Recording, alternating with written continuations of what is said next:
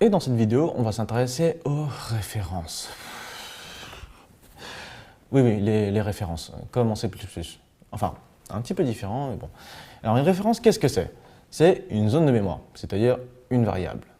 En l'occurrence, une référence en OCaml, c'est constant, c'est-à-dire que vous n'avez pas accès à la zone de mémoire elle-même, vous ne pouvez pas faire pointer une référence sur une autre zone de mémoire, vous ne pouvez pas jouer avec la mémoire, non.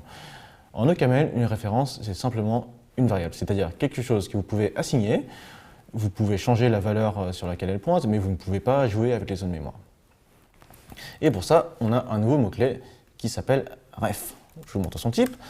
Ça prend un argument, n'importe quoi, qui est de type alpha, et ça nous renvoie un ref de alpha.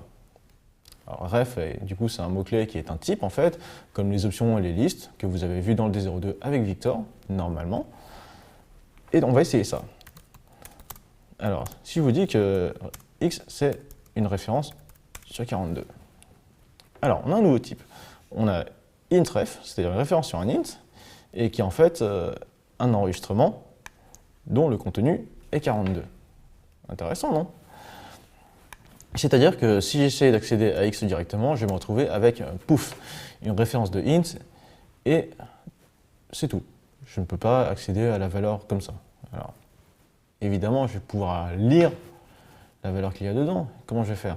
J'ai un nouvel opérateur pour ça, c'est le bang.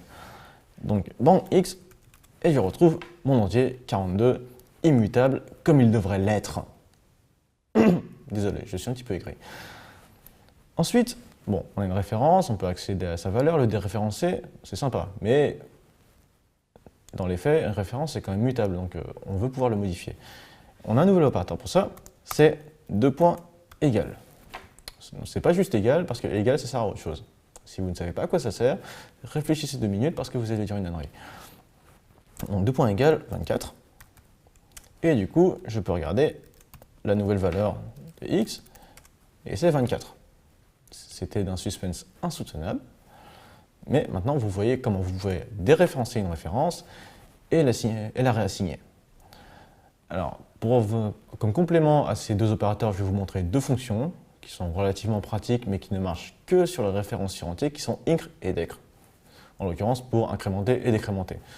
Donc, si j'essaie d'incrémenter x, ça va me renvoyer unit, parce que ça ne renvoie rien, mais ça fait quelque chose, effet de bord, tout ça, hein. Et si on essaie d'accéder à la valeur de x, on se retrouve avec 25. Parce que 24 plus 1, la dernière fois que j'ai regardé, ça faisait 25. Ensuite, on va essayer de décrémenter x, hop là. Et du coup, si on regarde ce qu'il y a là-dedans, on retrouve 24. Là aussi, c'était un suspense insoutenable. Bon, pour nous quitter, je vais vous montrer le type de incr et de decr. Ça, c'était absolument évident, vous savez très bien comment je l'ai utilisé. En l'occurrence, ça utilise des références sur entier et non pas des entiers, parce que ça n'a aucun sens de décrémenter ou d'incrémenter des entiers sans renvoyer une autre expression. Et pour la fonction décrément, c'est exactement la même chose. C'est tout pour les références et on se retrouve dans quelques secondes pour les exceptions.